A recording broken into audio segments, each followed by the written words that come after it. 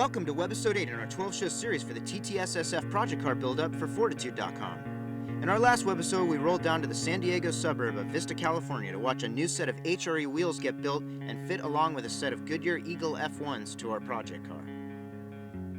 For this installment, we're going to go full circle in the modding game and head back to the dealership to install some premium pieces from the Audi Accessories catalog. If you're a fan of modding like me, you're always on the lookout for tasty bits from your favorite aftermarket companies. In my view, outside of a few select companies, it's always best to try and use official Audi-approved body enhancements.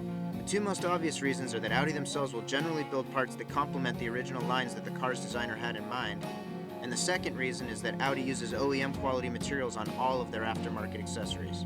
It was established earlier on that this build would focus 75% on power and 25% in the style department. I was all set to order the TTRS spoiler from overseas when the new Audi Accessories catalog showed up at my house with their standard rear spoiler gracing the front cover. Again, the gears in my head started churning and I wondered how that spoiler would look as a two-tone sprint blue upper with the silver matte aluminum look on the bottom half and struts. I rang up the parts department at the local Audi dealership, Rector Motors in Burlingame, and ordered up a spoiler and an extra front lip.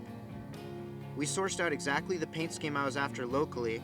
The look of the front lip was fairly simple to achieve and really only required reshooting a new front lip in the matte aluminum silver finish and then replacing the stock piece. It was really just a matter of creating a nice balance of color highlights from the silver strip on the rear valance and side mirrors and now the rear spoiler as well. My theory is that when you modify something, make sure that the adjustments are made to bring the design back to its center.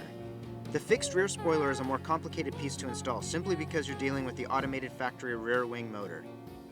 So to get to the heart of the matter, the interior panels of the hatch gate had to be removed. Once that was out of the way, you can get to the bolts that will need to be undone so that the rear spoiler assembly can be removed from the car. The motor and spoiler assembly is actually 7 pounds heavier than the upcoming fixed rear wing. Now you can see a straight shot into the trunk area as we get ready to put everything back together again. So the new weather seal is applied, then the rear motor harness gets this looping circuit to prevent warning codes from popping up. Going back underneath, all of the bolts are torqued up and then the interior panels are reinstalled.